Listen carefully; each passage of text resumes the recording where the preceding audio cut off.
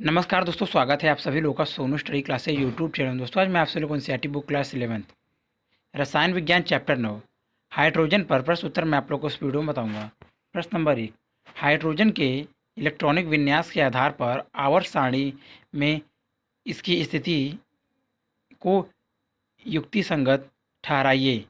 हल उत्तर, हाइड्रोजन एक विशिष्ट तत्व है जो आवर्त सारणी के वर्ग एक की क्षार धातुओं तथा वर्ग 17 के हाइड्रोजन गैसों के गुण प्रदर्शित करता है। इस दोहरे गुण के कारण हाइड्रोजन की आवर्त सारणी में स्थिति विवादास्पद बनी हुई है। हाइड्रोजन के दोहरे व्यवहार का कारण इसका इलेक्ट्रॉनिक विन्यास है। हाइड्रोजन यस ब्लॉक की प्रथम तत्व है। इसका इलेक्ट्रॉनिक विन्यास 1s है, अर्थात हाइड्रोजन परमाणु के बाहरी कोष को पहला कोष भी है में केवल एक इलेक्ट्रॉन है। हाइड्रोजन एक इलेक्ट्रॉन त्याग कर H+ आयन या धनायन अर्थात प्रोटॉन दे सकता है और एक इलेक्ट्रॉन ग्रहण करके H- आयन या ऋणायन बना सकता है। H प्रोडक्ट H+ धनायन प्लस E- ऋणायन, H+E- ऋणायन, H- ऋणायन। हाइड्रोजन के संदर्भ में उपयुक्त तथ्य से आवर्त सारणी में इसकी स्थिति निम्नलिखित बिंदुओं से समझी जा सकती है। हाइड्रोजन की क्षार धातु वर्ग एक के तत्वों से समानता। नंबर 1, इलेक्ट्रॉनिक विन्यास समान है और इसके अंतिम कोष में एक इलेक्ट्रॉन S1 है। 1H बराबर 1S1, 11Na बराबर 1S2, 2S2, 2p6, 3S1। Second, विद्युत धनात्मक गुण एक इलेक्ट्रॉन त्याग कर धनायन देता है। H एक product H+0 plus E- Na 2 8 एक प्रोडक्ट Na++E- 2 8। इस व्यवहार को इस तथ्य से प्रबल समर्थन मिलता है कि जब अम्लीकृत जल को विद्युत अपघटन किया जाता है तो कैथोड पर हाइड्रोजन मुक्त होती है। इसी प्रकार गलित सोडियम क्लोराइड के विद्युत अपघटन पर कैथोड पर सोडियम क्षार धातु मुक्त होती है। नंबर 3, ऑक्सीकरण अवस्था। हाइड्रोजन तथा क्षार धातु अपने यौगिकों में +1 ऑक्सीकरण अवस्था दर्शाते हैं, उदाहरण HCl, NaCl आदि। नंबर 4, रासायनिक बंधुता। हाइड्रोजन तथा क्षार धातुएं विद्युत धनात्मक प्रकृति के होते हैं, अतः इनमें विद्युत ऋणात्मक तत्वों के प्रति बंधुता पाई जाती है, अर्थात यह तीव्रता से इसके साथ संयोग करते हैं। उदाहरण, सोडियम के यौगिक Na2p, NaCl, Na2s, हाइड्रोजन के यौगिक H2O2, HCl, H2s। नंबर 5, अपचायक प्राकृतिक। हाइड्रोजन तथा अन्य क्षार धातु वर्ग के सदस्य प्रबल अपचायक होते हैं क्योंकि यह उनके यौगिकों से ऑक्सीजन को हटाते हैं, उदाहरण B2O3+6 के प्रोडक्ट डेल्टा 2B+3K2O या फिर 3O4+4H2 प्रोडक्ट डेल्टा 3Fe+4H2O। क्षार धातुओं से असमानता। हाइड्रोजन क्षार धातुओं से भिन्नता भी दर्शाता है। इनका वर्णन निम्नवत है। नंबर 1, क्षार धातुएं प्रारूपिक धातुएं होती हैं जबकि हाइड्रोजन एक अधातु है। नंबर 2, हाइड्रोजन द्विपरमाणु होती है जबकि क्षार धातुएं एक परमाणु होती हैं। नंबर 3, क्षार धातुएं की आयनन ऊर्जा। सोडियम की आयनन ऊर्जा बराबर 496 के जूल मोल इनवर्स, हाइड्रोजन 13-12 के जूल मोल इनवर्स की तुलना में बहुत कम होती है। नंबर 4, हाइड्रोजन के यौगिक समांतर सहसंयोजक होते हैं जैसे HCl, H2O आदि, जबकि क्षार धातुओं के यौगिक समांतर आयनिक होते हैं जैसे NaCl, KF आदि। हाइड्रोजन तथा हाइलोजन की समानता।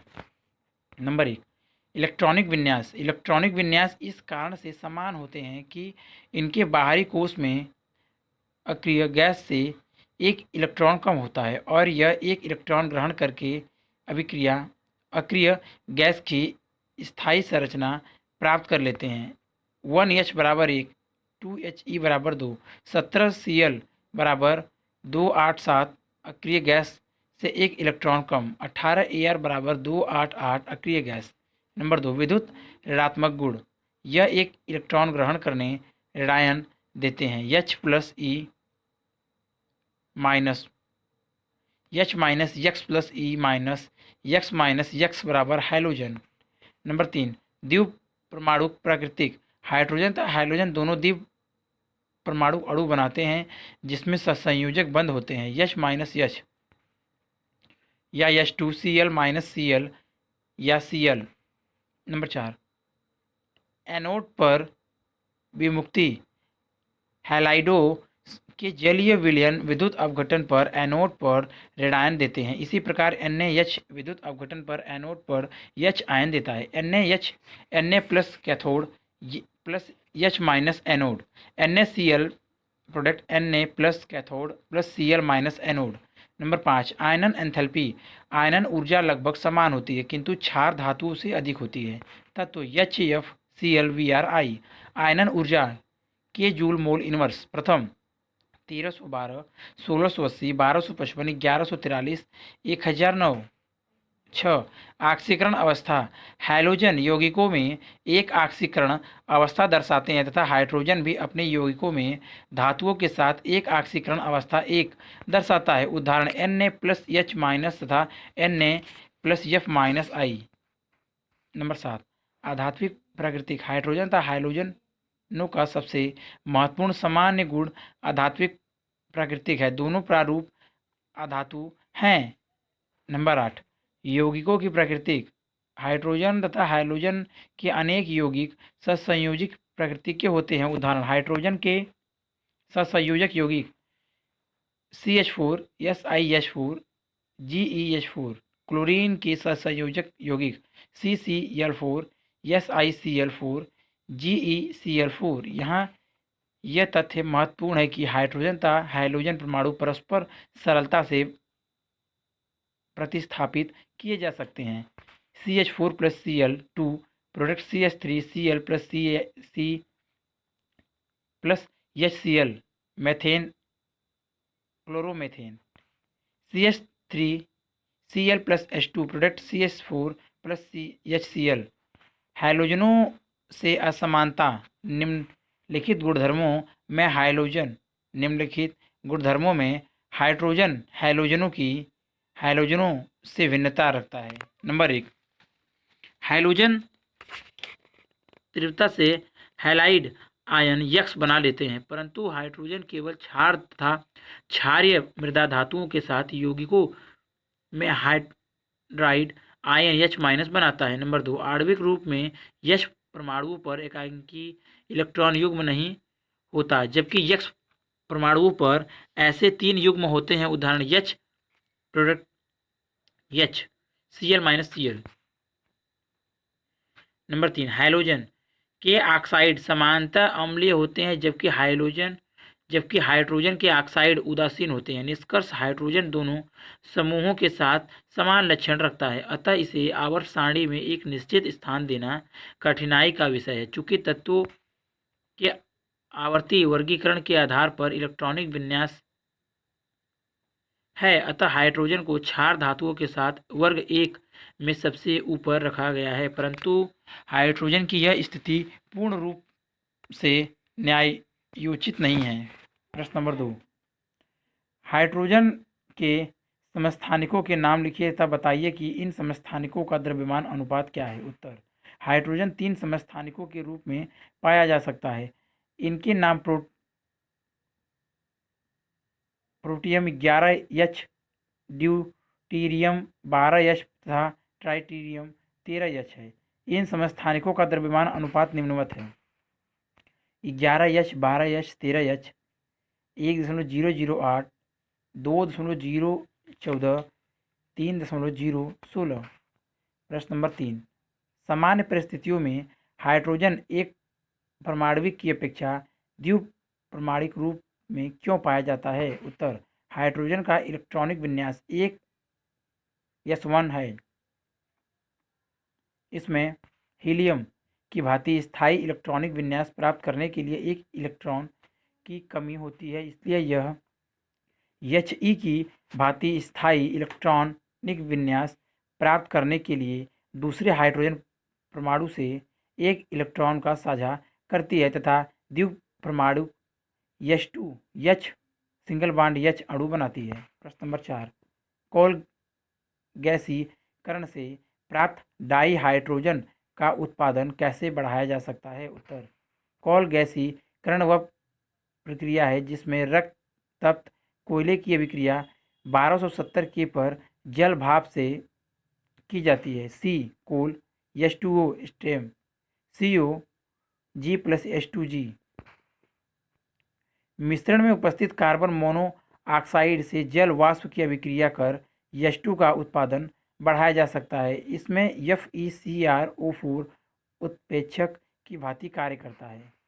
COG+H2G 673 के बटा FeCrO4 प्रोडक्ट CO2 G+H2G। यह वाटर गैस शिफ्ट रिएक्शन कहलाती है। मिश्रण से कार्बन डाइऑक्साइड का सोडियम आर्सेनाइड विलयन से प्रभावित कर अलग किया जा सकता है। प्रश्न नंबर 5, विद्युत अपघटन विधि द्वारा डाई हाइड्रोजन वहद स्तर पर किस प्रकार बनाई जा सकती है? इस प्रक्रम में विद्युत अपघटन की क्या भूमिका है? उत्तर, विद्युत अपघटन विधि द्वारा डाई हाइड्रोजन का निर्माण सर्वप्रथम शुद्ध जल में अम्ल तथा क्षारक की कुछ बूंदें मिलाकर इसे विद्युत का सुचालक बना लेते हैं। अब इसका विद्युत अपघटन वोल्ट मीटर में करते हैं। जल के विद्युत अपघटन से ऋण कैथोड पर डाई हाइड्रोजन और धनोद एनोड पर ऑक्सीजन उत्पाद के रूप में एकत्रित होती है। एनोड तथा कैथोड को एक एस्वेस्ट डायफ्राम की सहायता से पृथक्कृत कर दिया जाता है, जो मुक्त होने वाली हाइड्रोजन तथा ऑक्सीजन को मिश्रित नहीं होने देता।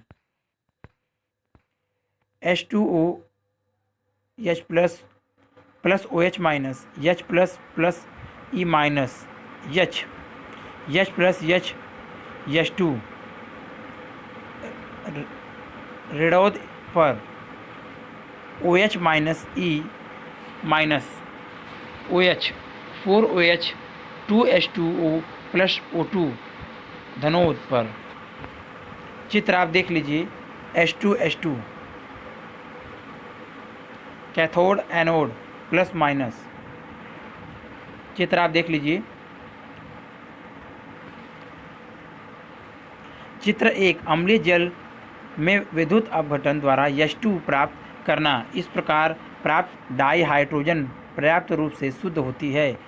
विद्युत अपघटन की भूमिका, शुद्ध जल विद्युत अपघटन नहीं होता है, न ही विद्युत का चालक होता है। शुद्ध जल में अम्ल या क्षार की कुछ मात्रा मिलाकर इसे विद्युत अपघटन बनाया जाता है। प्रश्न नंबर 6, निम्नलिखित समीकरणों को पूरा कीजिए। H2 number 1, H2G plus MO not yes product delta.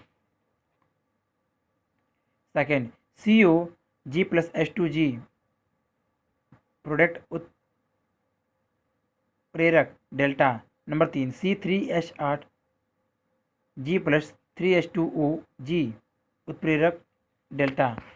Number 4, CnS plus NaOH AQ ऊष्मा ऊर्जा। Number 1, OH2 G plus MnOO yes 700 K बटा 200 atom MM plus OH2OI। Second, COG plus H2G product ZnO बटा Cr2O3 CH3OHI। Number 3, C3H8 G plus 3H2OG Ni product 3COG plus 7H2G 4 ZnS plus 2 NaOH AQ ऊष्मा Na2ZnO2 AQ plus H2G। प्रश्न number 7, di hydrogen की अभिक्रियाशीलता की पदों में H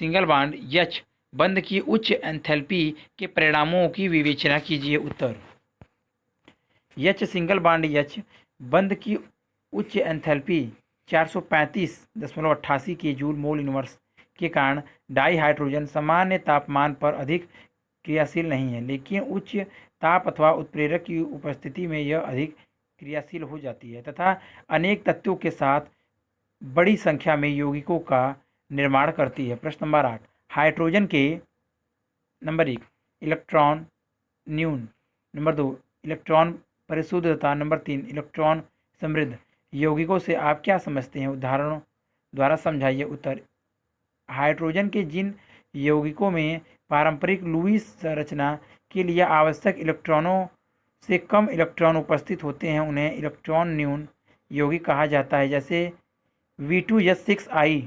जिन यौगिकों में पारंपरिक लुईस संरचना के अनुरूप पर्याप्त इलेक्ट्रॉन होते हैं उन्हें इलेक्ट्रॉन परिशुद्ध यौगिक कहा जाता है, जैसे CH4 C2S4 Si2 S6 आदि। जिन यौगिकों में एकल युग्मों के रूप में इलेक्ट्रॉन उपस्थित होते हैं उन्हें इलेक्ट्रॉन समृद्ध यौगिक कहा जाता है, जैसे NH3H single bond O single bond H आदि। प्रश्न नंबर 9, संरचना एवं रासायनिक अभिक्रियाओं के आधार पर बताइए कि इलेक्ट्रॉन न्यून हाइड्राइड के कौन कौन से अभिलक्षण होते हैं? उत्तर नंबर 1 इलेक्ट्रॉन न्यून हाइड्रोजन के पास इतने इलेक्ट्रॉन नहीं होते कि वह सामान्य सत्संयोजक बना सके, इसलिए इलेक्ट्रॉन की कमी को पूरी करने के लिए यह बहुलक अवस्था में पाए जाते हैं, जैसे V2S6 B4S10 AlS3N इत्यादि। सेकेंड इलेक्ट्रॉन की कमी के कारण इलेक्ट्रॉन न्यून हाइड्राइड लुईस अम्लों की तरह व्यवहार करते हैं और लुईस बेस के साथ जटिल को निर्माण करते हैं, जैसे B2S6 plus 2NH3 B2S6 2NH3। Number 3 इलेक्ट्रॉनों की कमी के कारण इलेक्ट्रॉन न्यून हाइड्राइड बहुत अधिक अभिक्रियाशील होते हैं और अनेक धातुओं, अधातुओं और यौगिकों के साथ अभिक्रिया करते हैं, जैसे B2S6 plus 6Cl2 product 2BCl3 plus 6HCl B2S6 plus 3O2 product B2O3 plus 3H2O AlCl B2S6 plus HCl AlCl3 B2H5Cl plus H2 B2S6 plus 2KOH plus 2H2O product 2KBO3 plus 6H2। प्रश्न number 10, क्या आप आशा करते हैं कि CnH2n plus 2 carbon dihydride Lewis अम्ल या क्षार की भांति कार्य करेंगे? अपने उत्तर को उपयुक्त संगत ठहराइए। उत्तर नहीं, कार्बन के CnH2n प्लस 2 प्रकार के हाइड्राइड लुईस अम्ल या लुईस बेस की भांति कार्य नहीं करते। ऐसा इसलिए होता है क्योंकि इसमें आवश्यक सत्संयोजक बंध बनाने के लिए सही संख्या में इलेक्ट्रॉन उपस्थित होते हैं, अतः इनमें न तो इलेक्ट्रॉन की कमी होती है और न ही एकल युग्म के रूप में इलेक्ट्रॉन की अधिकता, इसलिए यह लुईस अम्ल व लुईस बेस की तरह व्यवहार नहीं करते। प्रश्न नंबर 11, असमीकरणित हाइड्राइड से आप क्या समझते हैं? क्या आप क्षारीय धातुओं से ऐसे यौगिकों की आशा करते हैं? अपने उत्तर को न्यायसंगत ठहराइए। उत्तर वह हाइड्राइड जिसमें धातु और हाइड्रोजन का अनुमान भिन्नात्मक होता है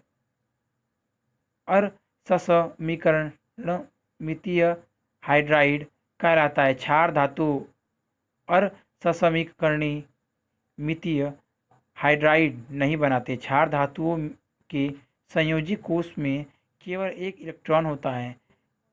हाइड्राइड के निर्माण के समय क्षार धातु अपने संयोगी इलेक्ट्रॉन जुड़ने वाले H परमाणु को दे देता है, जिसमें H परमाणु H आयन में बदल जाता है और क्षार धातु एक धन आवेश युक्त धन आयन बनाती है। इसलिए जो हाइड्राइड क्षार धातुओं द्वारा बनाए जाते हैं वह आयनिक होते हैं। चूँकि H सिंगल बॉन्ड आयन का निर्माण इलेक्ट्रॉन के क्षार धातु से हाइड्रोजन परमाणु पर पूर्ण स्थानांतरण द्वारा होता है, इस कारण निर्मित हाइड्राइड हमेशा असमीकरणीय होगा, अर्थात धातु तथा हाइड्रोजन का अनुपात हमेशा निश्चित होगा। इसी कारण क्षार धातु से बने हाइड्राइड हमेशा सुसमीकरणीय होते हैं। प्रश्न नंबर 12, हाइड्रोजन भंडार के लिए धात्विक हाइड्राइड किस प्रकार उपयोगी है, समझाइए। उत्तर, धातु हाइड्राइडो विशेष रूप से NiPdCe तथा Ac के हाइड्राइडो में हाइड्रोजन धातु जालक के छिद्रों में समा जाती है। Pd, Pt आदि धातु काफ़ी अधिक मात्रा में हाइड्रोजन को समावेशित कर सकते हैं, इसलिए उनका उपयोग हाइड्रोजन के भंडार में किया जा सकता है। प्रश्न नंबर 13, कर्तन और वेल्डिंग में परमाणविक हाइड्रोजन अथवा ऑक्सी हाइड्रोजन टॉर्च किस प्रकार कार्य करती है, समझाइए। उत्तर, नंबर 1, परमाणविक हाइड्रोजन टॉर्च में दो टंगस्टन इलेक्ट्रॉन के बीच आणविक हाइड्रोजन में विद्युत आर्क प्रभावित की जाती है। स्फुलिंग की ऊर्जा आणविक हाइड्रोजन H2 को परमाणविक हाइड्रोजन H में वियोजित कर देती है, जैसा नीचे दिखाया गया है। H2G इलेक्ट्रॉन इलेक्ट्रिक आर 2270 के H2 2H डेल्टा H बराबर प्लस 435.9 के जूल मोल इनवर्स। हाइड्रोजन परमाणु 0.3 सेकेंड के पश्चात आपस में जुड़कर H2 अणु का निर्माण करते हैं। इस प्रक्रिया में बहुत अधिक मात्रा में ऊष्मा 4353 के उत्पन्न होती है, जो कर्तन और वेल्डिंग प्रक्रिया में उपयोग होती है। इस टॉर्च की विशेषता यह है कि H2 की उपस्थिति के कारण धातु का ऑक्सीकरण नहीं होता। नंबर 2, ऑक्सी हाइड्रोजन टॉर्च में आणविक हाइड्रोजन H2 और ऑक्सीजन की उपस्थिति में जलाया जाता है, जिसके परिणाम स्वरूप तीव्र गर्म ज्वाला उत्पन्न होती है। इस टॉर्च का कर्तन और वेल्डिंग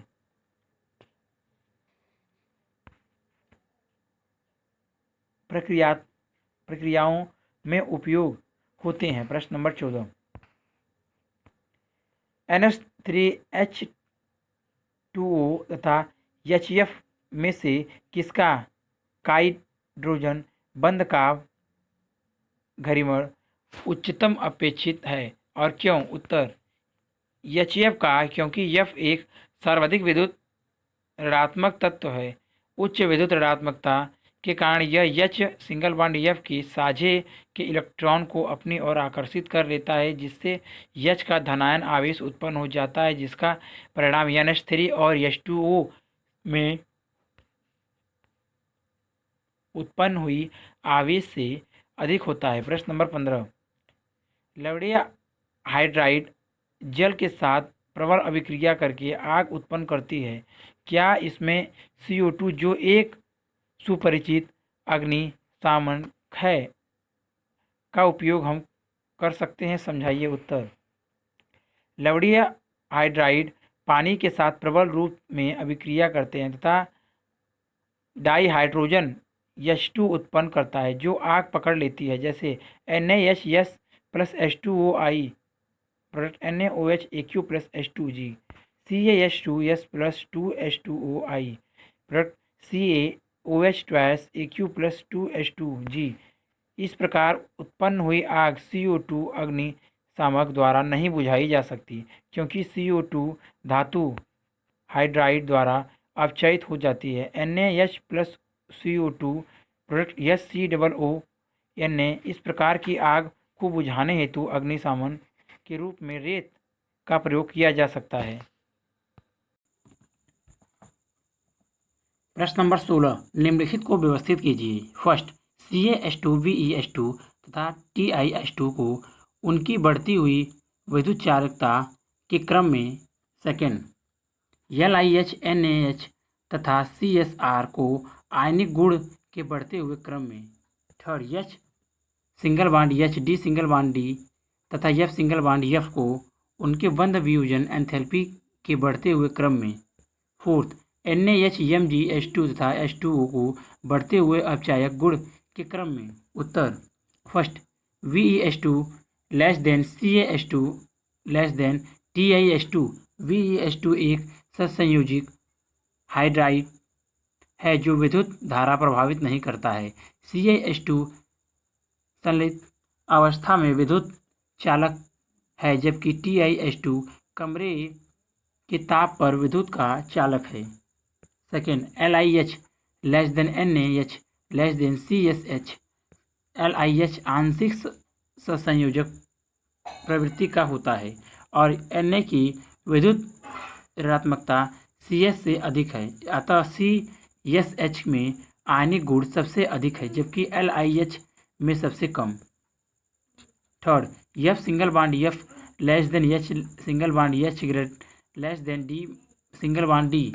F2 में F परमाणु के एकल इलेक्ट्रॉन युक्त तथा F सिंगल बॉन्ड F आबंध के आबंध युग्म के बीच प्रतिकर्षण होता है, इसलिए F सिंगल बॉन्ड F की बंध वियोजन एंथैल्पी सबसे कम होती है।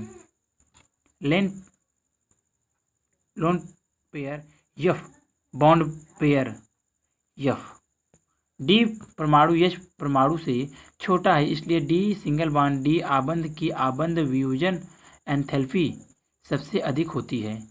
Fourth, H2O less than MgH2 less than NaH। H2O और MgH2 सत्संयोजक हाइड्राइड है। उच्च आबंध वियोजन ऊर्जा के कारण H2O का अपचायक गुण MgH2 से कम है। NaH एक अलोडीय हाइड्राइड है और इसका अपचायक गुण H2O और MgH2 से अधिक है। प्रश्न नंबर 17, H2O तथा H2O2 की संरचनाओं की तुलना कीजिए। उत्तर, जल अणु की संरचना। गैस प्रावस्था में जल एक वकित अणु है। आबंध कोण तथा O सिंगल बॉन्ड H आबंध दूरी के मान क्रमशः 104.5 डिग्री तथा 95.7 pm है, जैसा चित्र 2 में प्रदर्शित किया गया है। अत्यधिक ध्रुवित अणु चित्र 2 में तथा चित्र 2 में जल के अणु में ऑर्बिटल अतिव्यापन दर्शाया गया है। चित्र क, HOH 104.5 डिग्री 95.7 pm। ख, H अनंत plus 2s minus HS plus. ग, HH। चित्र 2 क, जल की वकित संरचना। ख, जल अणु विद्युत के रूप में और ग, जल के अणु के ऑर्बिटल अतिव्यापक। हाइड्रोजन पराऑक्साइड अणु की संरचना। हाइड्रोजन पराऑक्साइड की संरचना असमतलीय खुली पुस्तक के समान होती है। गैसीय प्रावस्था तथा ठोस प्रावस्था में इसकी आणविक संरचना को चित्र 3 में दर्शाया गया है। क, ख, क 94.8 डिग्री H 95.0 pm 147.5 pm। कोण 111.5 degree H 58.8 pm 145.8 pm 101.9 degree कोण H। कोण 90.2 डिग्री। चित्र 3 क, गैसीय प्रावस्था में H2O2 की संरचना द्वितल। कोण 111.5 डिग्री है। ख, ठोस प्रावस्था में 110 के ताप पर H2O2 की संरचना। प्रश्न नंबर 18, जल के स्वतः प्रोटोनीकरण से आप क्या समझते हैं, इसका क्या महत्व है। उत्तर, जल का स्वतः प्रोटोनीकरण वास्तव में इसका स्वतः आयतन है जो निम्न प्रकार से संपन्न होता है। H2OI product H3O plus AQ plus OH minus AQ। जल का स्वतः प्रोटोनीकरण जल को उभयधर्मी बनाता है, इसलिए जल अम्ल और क्षार दोनों की तरह क्रिया करता है। जल अपने से प्रबल अम्ल के साथ अभिक्रिया करने पर क्षार की तरह व्यवहार करता है और अपने से प्रबल क्षार से अभिक्रिया करने पर अम्ल की तरह व्यवहार करता है। जैसे H2O plus NH3 AQ product NH4 plus AQ plus OH minus AQ। H2OI plus H2S AQ product H3O plus AQ plus HS minus AQ। प्रश्न नंबर 19, F2 के साथ जल की अभिक्रिया में ऑक्सीकरण तथा अपचयन के पदों पर विचार कीजिए एवं बताइए कि कौन सी स्पीशीज ऑक्सीकृत अपचयी होती है। उत्तर 2F20G plus 2H2O plus 1 minus 2 I product 4H plus 1 AQ plus 4F minus 1 AQ plus O2 0G। अतः इस अभिक्रिया में जल अपचायक है क्योंकि यह ऑक्सीकृत होकर O2 देता है। F2 अपचयित होकर F आयन देती है, इसलिए यह ऑक्सीकारक है। प्रश्न नंबर 20, निम्नलिखित अभिक्रियाओं को पूर्ण कीजिए। First, PbS plus H2O 2 AQ।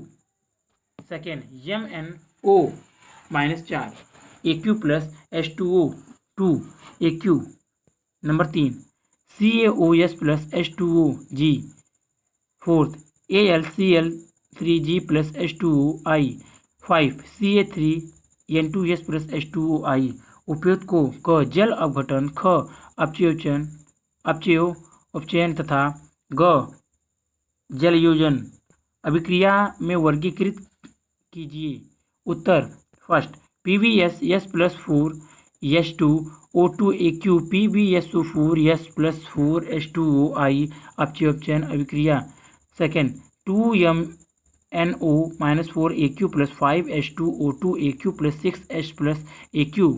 Product 2Mn2 plus AQ plus 8 H2O I plus 5 O2G अपचयन अभिक्रिया।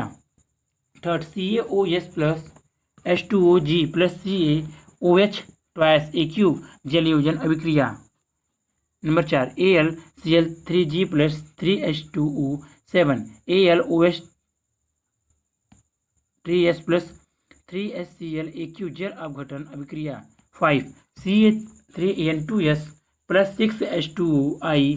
Third, 3CaOH twice AQ plus 2NH3 AQ जल अपघटन अभिक्रिया। प्रश्न नंबर 21, बर्फ के साधारण रूप की संरचना का उल्लेख कीजिए। उत्तर, बर्फ की संरचना, बर्फ एक अति व्यवस्थित त्रिविमीय हाइड्रोजन आवंधित संरचना है जिसे निम्नांकित चित्र 4 में दर्शाया गया है।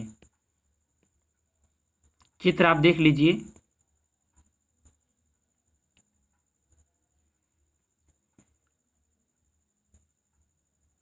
बराबर O बराबर H। चित्र बर्फ की संरचना।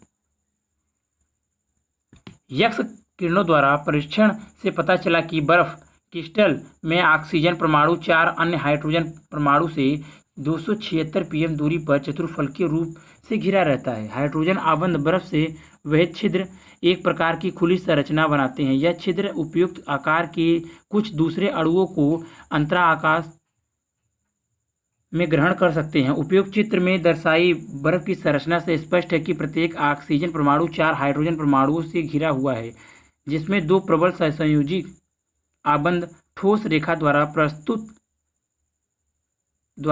प्रदर्शित से तथा 2 दुर्बल हाइड्रोजन आबंधों बिंदुद्वार रेखा से प्रदर्शित से जुड़े हुए हैं। चूंकि हाइड्रोजन बंध 177 pm सहसंयोजी आबंधों 95.7 pm से लंबे, अतः जल अणु क्रिस्टल जालक में निविड़ संकुलन नहीं होती। प्रश्न नंबर 22, जल की अस्थायी एवं स्थायी कठोरता के क्या कारण है, वर्णन कीजिए। उत्तर, अस्थायी कठोरता जल में कैल्शियम तथा मैग्नीशियम के हाइड्रोजन कार्बोनेट की उपस्थिति के कारण होती है। इसे उबालकर दूर किया जा सकता है। स्थायी कठोरता जल में विलयशील कैल्शियम तथा मैग्नीशियम की क्लोराइड तथा सल्फेट के रूप में घुले रहने के कारण होती है। यह उबालने से दूर नहीं की जा सकती है।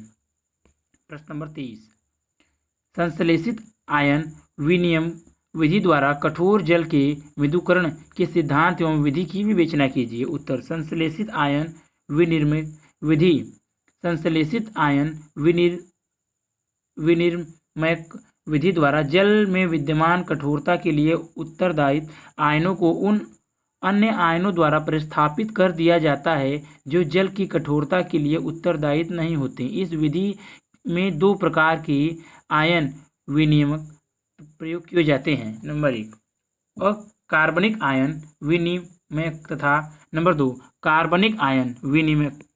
नंबर 1, अकार्बनिक आयन विनिमय परम्यूटेट विधि। इस विधि को जियोलाइट परम्यूटेट विधि भी कहते हैं। यह व्यापारिक मात्रा में कठोर जल को मृदु करने की विधि है। इस विधि में सोडियम जियोलाइट का प्रयोग किया जाता है। यह वास्तव में सोडियम एल्युमिनियम सिलिकेट नामक पदार्थ है। इसका सूत्र Na2Al2PSi2O8 है। यह या तो प्राकृतिक रूप से प्राप्त होता है अथवा इसे सोडे की राख Na2CO3 सिलिकॉन SiO2 तथा एल्यूमिना Al2O3 के मिश्रण से कृत्रिम रूप से बनाया जा सकता है। इस मिश्रण के संगलित पदार्थ को जल से धोकर शेष बचे छिद्रित पदार्थ को ही परम्यूटेट कहते हैं। सरलता की दृष्टि से एल्युमिनियम सिलिकेट अथवा जियोलाइट आयन Al2Si2O8 के स्थान पर Z- लिखकर सोडियम जियोलाइट को Na2Z सूत्र द्वारा प्रदर्शित किया जा सकता है। परम्यूटेट विधि से दोनों प्रकार की कठोरता दूर कर सकते हैं। सोडियम जियोलाइट में उपस्थित सोडियम लवणों का यह गुण है कि यह अन्य आयनों द्वारा विस्थापित हो जाते हैं। परम्यूटेट को एक विशेष बेलनाकार पात्र में रखते हैं जिससे मोटी रेत तथा परम्यूटेट भरा होता है। कठोर जल को इसमें से प्रभावित करते हैं जो जल में उपस्थित कैल्शियम तथा मैग्नीशियम के लवण इसके साथ क्रिया करते हैं। सोडियम परमाणुओं के स्थान पर कैल्शियम या मैग्नीशियम परमाणु आ जाते हैं तथा कैल्शियम या मैग्नीशियम परम्यूटेट बन जाता है। चित्र आप देख लीजिए। कठोर जल नमक का विलयन 10%, मृदु जल परम्यूटेड बालू। चित्र 5, परम्यूटेड विधि से कठोर जल को मृदु बनाना। Na2Al2Si2O8 plus CaCl2 product CaAl2Si2O8 plus 2NaCl अथवा Ca कोष्टक में HCO3 twice plus Na2Z product CaZ plus 2NaCl CO3 calcium bicarbonate sodium permuted calcium permuted sodium bicarbonate CaCl2 plus Na2Z product CaZ plus 2NaCl calcium chloride sodium permuted sodium chloride MgSO4 plus Na2Z product MgZ plus Na2SO4 magnesium sulphate sodium permuted magnesium permuted sodium sulphate. वह जल जो permuted परत से ऊपर उठता है वह Ca2 plus व Mg2 प्लस आयनों से मुक्त होता है अतः वह मृदु जल होता है जिसे पाइप द्वारा बाहर निकाला जा सकता है। परम्यूटेट का पुनर्निर्माण कुछ समय बाद संपूर्ण Na2Z CaZ व MgZ में परिवर्तित हो जाता है परंतु परम्यूटेट लंबे समय तक कार्य नहीं करता है। Na2Z के पुनर्निर्माण के लिए कठोर जल के प्रवेश को रोककर इसके स्थान पर 10% NaCl विलयन मिला दिया जाता है। तब Ca2 प्लस व Mg2 plus ion Na plus आयनों द्वारा परिस्थापित हो जाते हैं जिससे म्यूटेड को पुनर्निर्माण हो जाता है।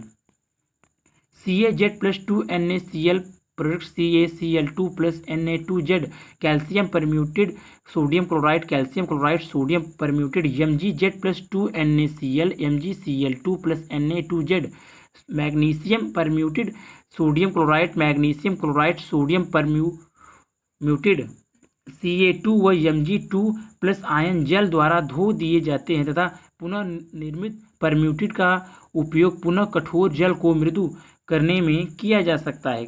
नंबर 2, कार्बनिक आयन विनिर्मय संश्लेषित रेजिन विधि। आजकल इस आधुनिक विधि का प्रयोग काफ़ी हो रहा है। परम्यूटेड केवल उन लवण को धनायनों Ca2+ व Mg2+ को हटाता है जो जल को कठोर बनाते हैं। कार्बनिक रसायनों ने कुछ विशेष पदार्थ विकसित किए हैं, इन्हें आयन विनिमयक रेजिन कहते हैं। यह लवण में उपस्थित ऋणायनों को भी हटा सकते हैं जो धनायनों की भांति ही जल की कठोरता के लिए उत्तरदायी होते हैं। इस विधि से जल के मृदुकरण में निम्नलिखित 2 प्रकार की रेजिन प्रयोग की जाती है। नंबर 1, ऋणायन विनिर्मयक रेजिन।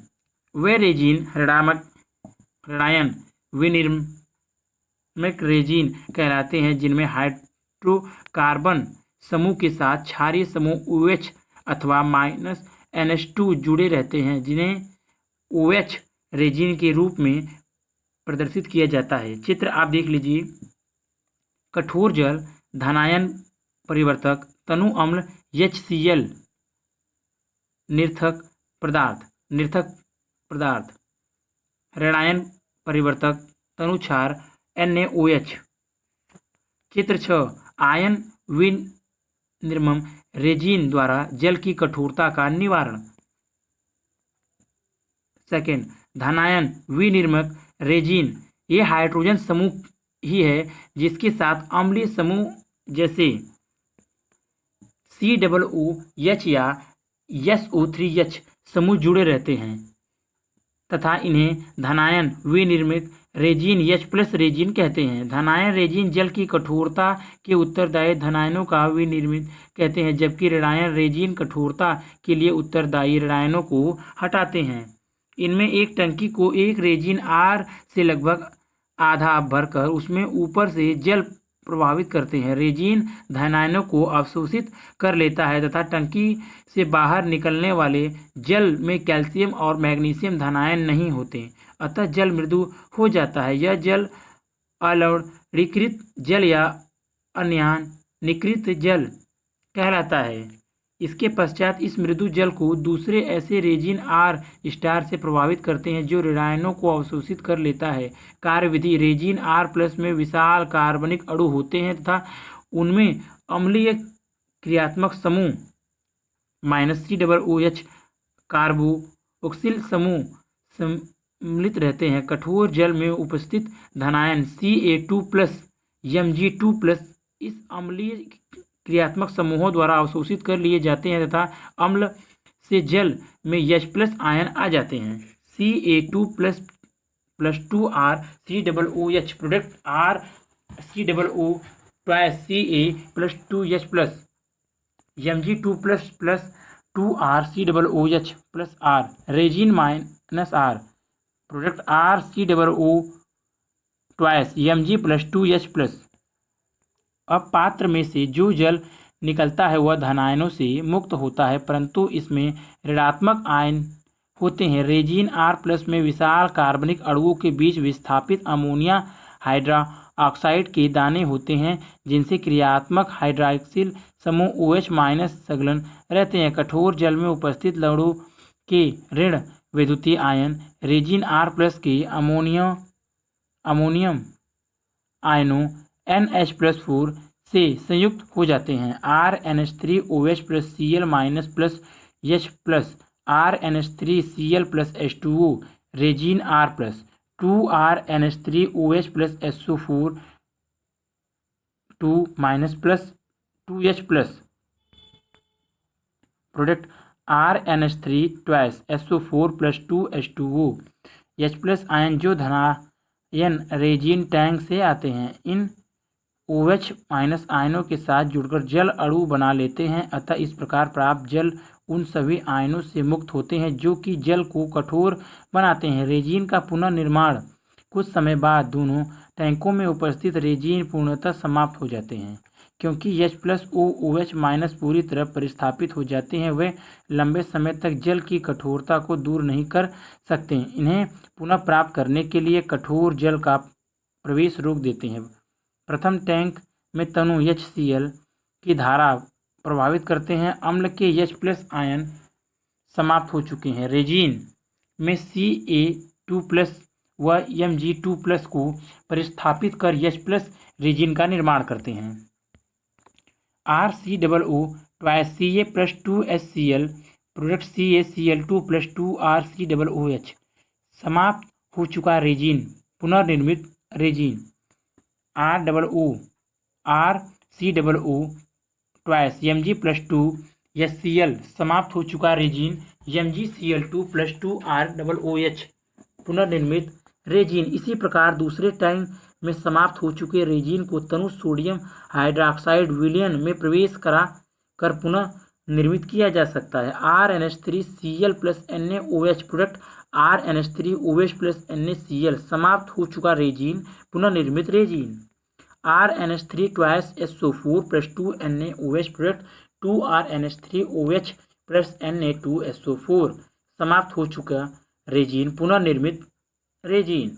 जब दोनों टैंकों में रेजिन पुनर्निर्मित हो जाता है तो अम्ल व क्षारक का प्रवेश रोक दिया जाता है। इसके स्थान पर पुनः धनायन रेजिन टैंक में कठोर जल को प्रवेश कराया जाता है। इस प्रकार एकांतर क्रम में क्रियाएं चलती रहती हैं तथा मृदु जल प्राप्त होता रहता है। प्रश्न नंबर 24, जल के उभयधर्मी स्वभाव को दर्शाने वाले रासायनिक समीकरण लिखिए। उत्तर, जल की उभयधर्मी प्राकृतिक जल अम्ल तथा क्षारक दोनों रूपों में व्यवहार करता है, अतः यह उभयधर्मी है।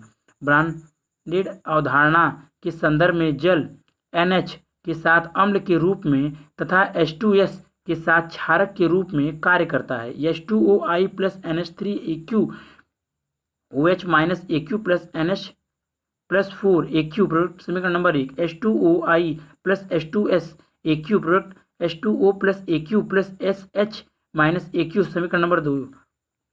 जल अपने से प्रबल अम्लों के साथ क्षारक की भांति व्यवहार करता है, जैसे उपयुक्त अभिक्रिया सेकंड में दर्शाया गया है।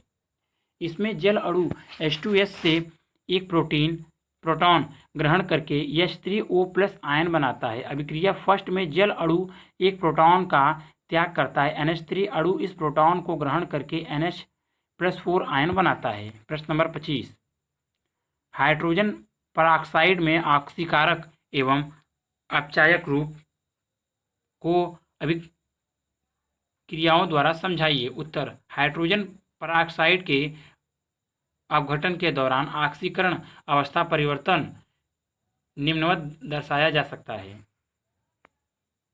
ऑक्सीकरण संख्या में वृद्धि बराबर ऑक्सीकरण H2O2 plus 1 minus 1 H2O plus 1 minus 2 plus 1/2 O2 0। ऑक्सीकरण संख्या में कमी अपचयन, चूँकि H2O2 में उपस्थित ऑक्सीजन परमाणुओं की ऑक्सीकरण संख्या में वृद्धि तक कमी दोनों ही होती है, इसलिए यह अपचायक तथा ऑक्सीकारक दोनों की भांति कार्य कर सकता है। इसे निम्नलिखित अभिक्रियाओं द्वारा समझा जा सकता है। नंबर 1, अम्लीय माध्यम में H2O2 ऑक्सीकारक के रूप में 2Fe2AQ plus 2H plus AQ plus H2O2AQ product 2Fe3AQ plus 2H2OI PbS plus 4H2O2 AQ PbSO4 plus 4H2OI। Second, अम्लीय माध्यम में H2O2 अपचायक के रूप में 2MnO4AQ plus 6H plus AQ plus 5H2O2 product 2Mn2AQ plus 8H2OI plus 5O2G HOCl plus H2O2 product H3O plus Cl minus plus O2G third, क्षारीय माध्यम में H2O2 ऑक्सीकारक के रूप में 2Fe2 plus H2O2 product 2Fe3 plus 2OH minus Mn+2 plus H2O2 product Mn+4 plus 2OH minus. 4, क्षारीय माध्यम में H2O2 अपचायक के रूप में I2 plus H2O2 plus 2OH minus product 2I minus plus 2H2O plus O2 2MnO -4 plus 3H2O2 product 2MnO2 plus 3O2 plus 2H2O plus 2OH minus. प्रश्न number 26, विखनिजित जल से क्या अभिप्राय है, यह कैसे प्राप्त किया जा सकता है? उत्तर,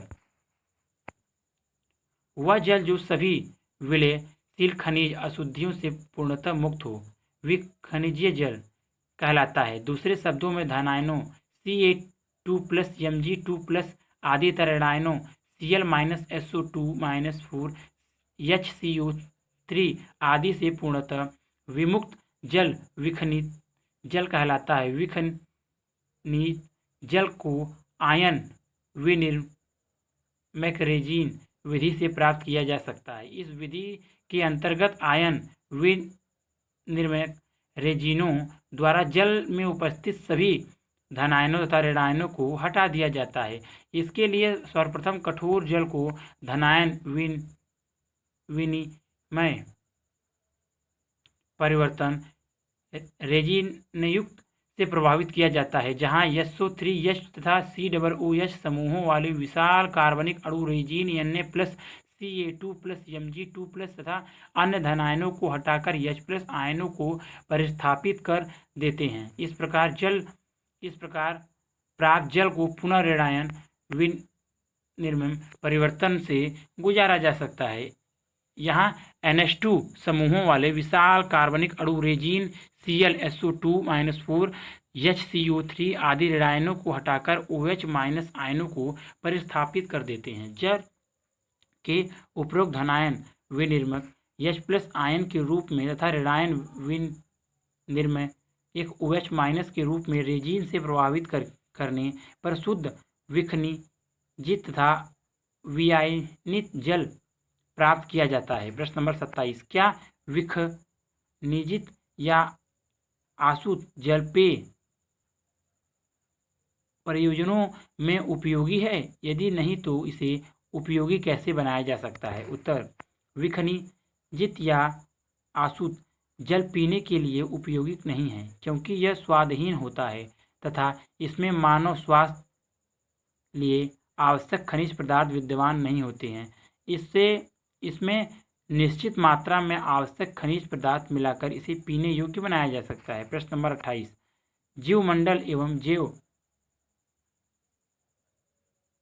प्रणालियों में जल की उपादेयता को समझाइए। उत्तर, जल एक अत्यंत आवश्यक शारीरिक द्रव्य है और जीवन के सभी रूपों के लिए आवश्यक है। हाइड्रोजन आबंध के कारण इसके क्वथनांक, हिमांक, संलयन ऊष्मा और वाष्प की ऊर्जा सामान्य मानों से काफ़ी अधिक होते हैं। जल के असामान्य भौतिक गुण जैव मंडल में महत्वपूर्ण भूमिका निभाते हैं।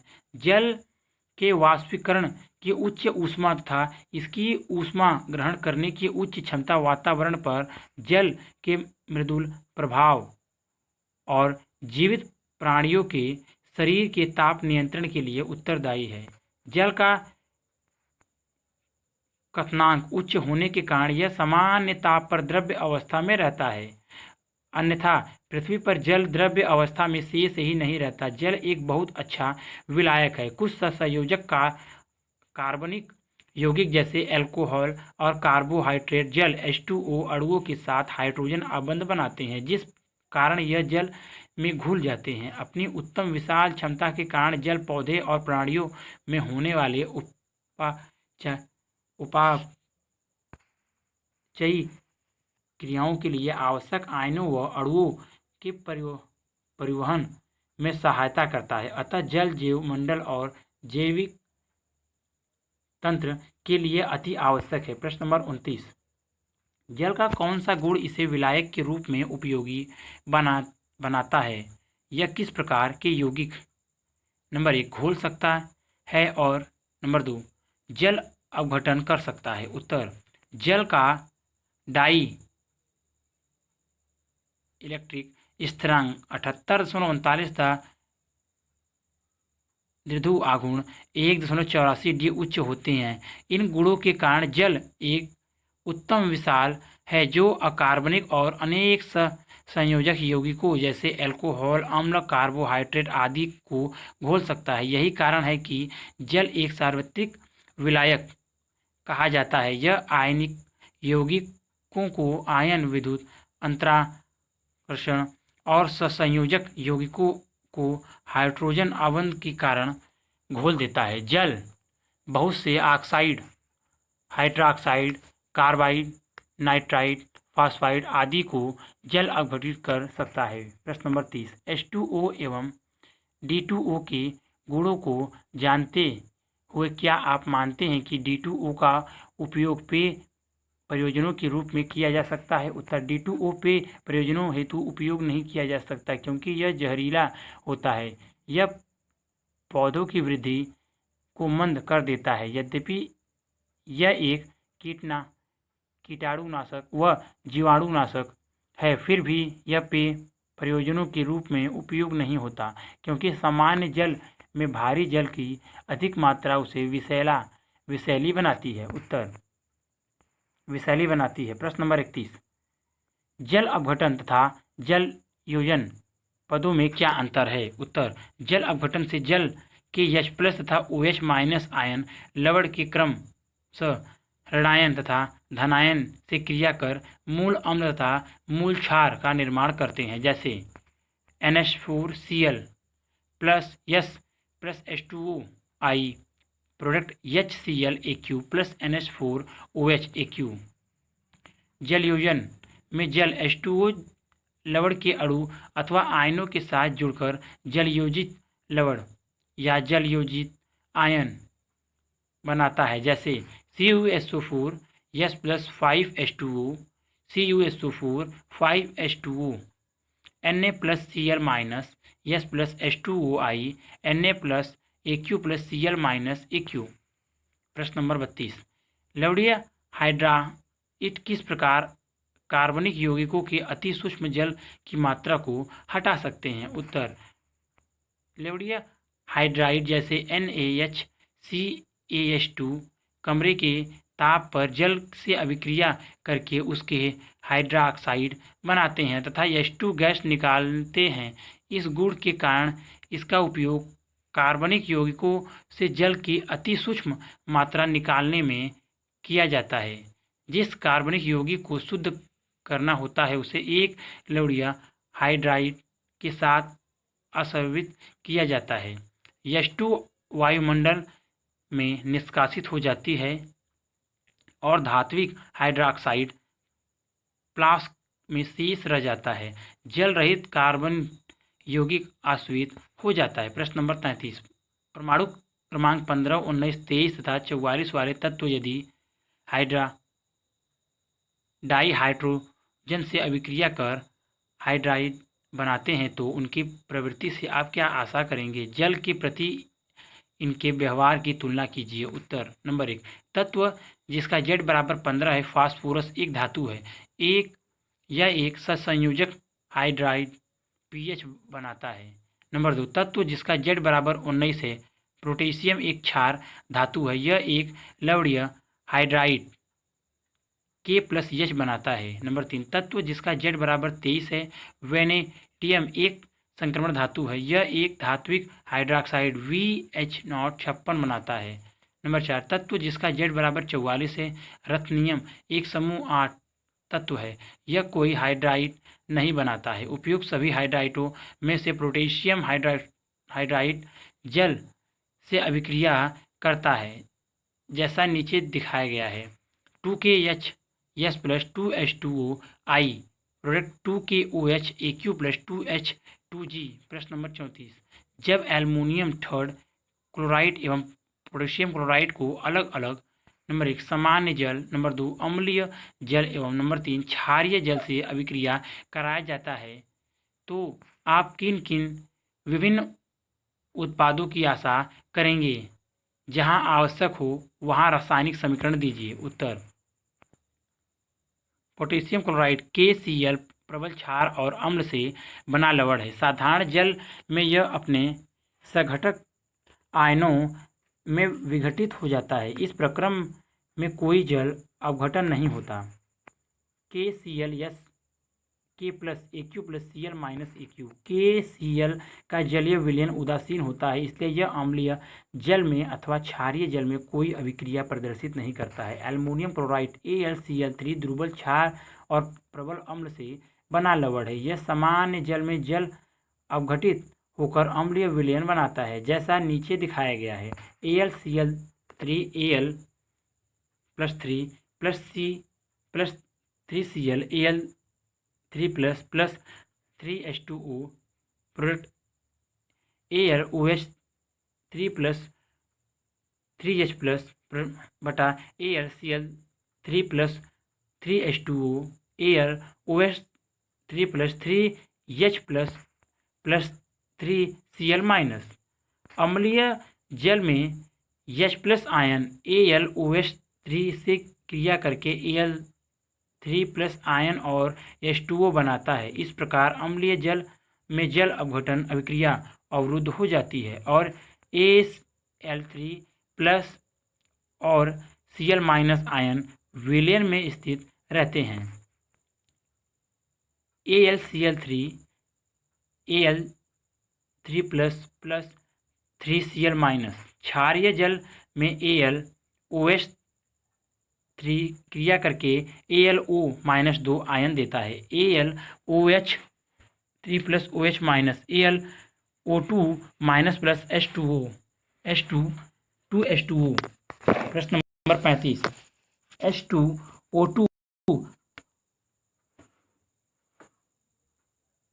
विरजन कारक के रूप में कैसे व्यवहार करता है? लिखिए।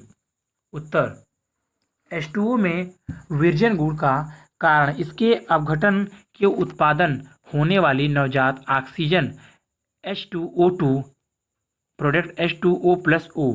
नवजात ऑक्सीजन रंगीन पदार्थों को रंगहीन उत्पादों में ऑक्सीकृत कर देती है।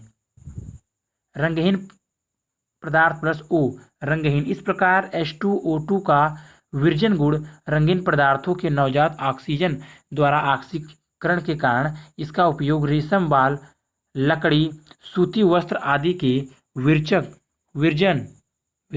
के रूप में किया जाता है। विरंजक के रूप में किया जाता है। प्रश्न नंबर 36 निम्नलिखित पदों से आप क्या समझते हैं? नंबर 1 हाइड्रोजन अर्थव्यवस्था, नंबर 2 हाइड्रोजनीकरण, नंबर 3 सिंगैस, नंबर 4 भाप अंगार गैस स्मृति अभिक्रियाता, नंबर 5 ईंधन सेल। उत्तर: नंबर 1 हाइड्रोजन अर्थव्यवस्था। हम सभी जानते हैं कि कोयला तथा पेट्रोलियम सर्वाधिक प्रयुक्त होने वाले ईंधन है, परंतु यह संसाधन अत्यंत तीव्र दर से समाप्त होते जा रहे हैं तथा आगामी भविष्य में उद्योग तथा परिवहन इससे बहुत अधिक प्रभावित हो सकते हैं। इसके अतिरिक्त यह संसाधन मानव स्वास्थ्य के प्रति भी अत्यंत हानिकारक है, क्योंकि यह वायु प्रदूषण के प्रमुख कारक हैं। इनके दहन के फलस्वरूप उत्पन्न अनेक विषाक्त गैसें कार्बन मोनोऑक्साइड, नाइट्रोजन तथा सल्फर के ऑक्साइड वायुमंडल में मिल जाती है। इस समस्याओं से निपटने के लिए वैकल्पिक ईंधनों की खोज सदैव होती रही है। इन संदर्भ में भावी विकल्प हाइड्रोजन अर्थव्यवस्था है। हाइड्रोजन अर्थव्यवस्था का मूल सिद्धांत ऊर्जा का द्रव्य हाइड्रोजन अथवा गैसीय हाइड्रोजन के रूप में अभिगमन तथा भंडार है। हाइड्रोजन अर्थव्यवस्था का मुख्य ध्येय तथा लाभ ऊर्जा का संचरण विद्युत ऊर्जा के रूप में न होकर हाइड्रोजन के रूप में होना है। हमारे देश में पहली बार अक्टूबर 2005 में आरंभ परियोजना में डाई हाइड्रोजन स्वचालित वाहनों के ईंधन के रूप में प्रयुक्त किया गया।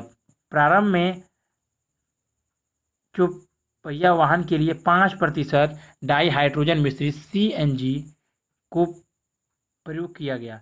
बाद में डाई हाइड्रोजन की प्रतिष्ठा धीरे धीरे अनुकूलतम स्तर पर बढ़ती जाएगी। आजकल डाई हाइड्रोजन का उपयोग ईंधन सेलों में विद्युत उत्पादन के लिए किया जाता है। ऐसी आशा की जाती है कि आर्थिक रूप से व्यवहार तथा डाई हाइड्रोजन के सुरक्षित स्रोत का पता आने वाले वर्षों में लग सकेगा तथा इसका उपयोग ऊर्जा के रूप में हो सकेगा। नंबर 2, हाइड्रोजनीकरण। अस्तृप्त कार्बनिक यौगिक हाइड्रोजन से सीधे संयोग करके संतृप्त यौगिक बनाते हैं। यह अभिक्रिया हाइड्रोजनीकरण कहलाती है। यह अभिक्रिया उत्प्रेरक की उपस्थिति में होती है तथा इन अभिक्रियाओं से अनेक महत्वपूर्ण औद्योगिक हाइड्रोजनीकृत उत्पाद प्राप्त होते हैं। वनस्पति तेलों का हाइड्रोजनीकरण 473 पर निकिल उत्प्रेरक की उपस्थिति में वनस्पति तेलों जैसे मूंगफली के तेल, विनोले के तेल हाइड्रोजन गैस प्रवाहित करने पर तेल ठोस वसाओं, जिन्हें वनस्पति घी कहा जाता है, में परिवर्तित हो जाते हैं। वास्तव में तेल बंध की उपस्थिति के कारण असंतृप्त होते हैं। हाइड्रोजनीकरण पर ये बंध में परिवर्तन हो जाते हैं, जिसके परिणाम स्वरूप अस्तृप्त तेल संतृप्त वसा में परिवर्तित हो जाते हैं। C double bond C single bond C। वनस्पति तेल प्लस H2 473 के बटा H2 वनस्पति घी। ओलिफिन का हाइड्रोफॉर्मिलीकरण कराने पर एल्डिहाइड प्राप्त होता है, जो अल्कोहल में अपचयित हो जाता है। RCH double bond CH2 plus CO plus H2 product RCH2 CHO RCH2 plus H2 product RCH2 OH। उपयुक्त के अतिरिक्त कोयले का हाइड्रोजनीकरण करने पर द्रव्य